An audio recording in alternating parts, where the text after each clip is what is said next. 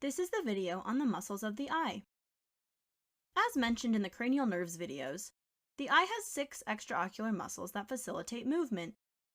They are the lateral rectus, medial rectus, superior rectus, inferior rectus, superior oblique, and inferior oblique muscles.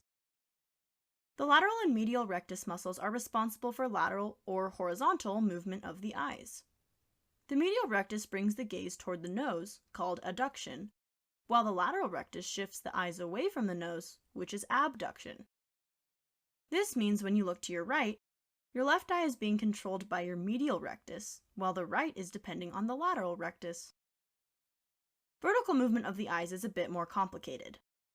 This movement is controlled using a combination of elevation and depression, looking up or down, and torsional movements, which are rotational.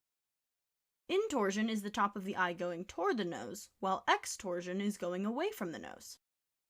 Depending on where an eye is looking laterally, different groups of the 4 remaining extraocular muscles work in conjunction to achieve elevation or depression. The superior rectus and inferior oblique muscles pull toward elevation. This is shown in the picture by the gray arrows, where both pull upwards. On the contrary, the inferior rectus and superior oblique muscles are the ones responsible for depression or downward gazes.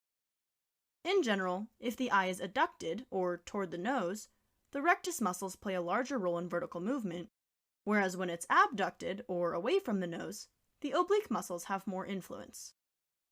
Connected to the lower motor neuron system, these 6 extraocular muscles are actually innervated by only 3 of the cranial nerves: CN3, CN4, and CN6.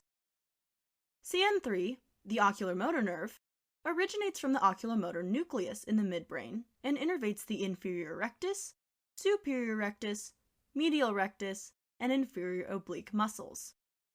Each one is controlled by individual and specialized lower motor neurons, though the bundle in its entirety is the cranial nerve.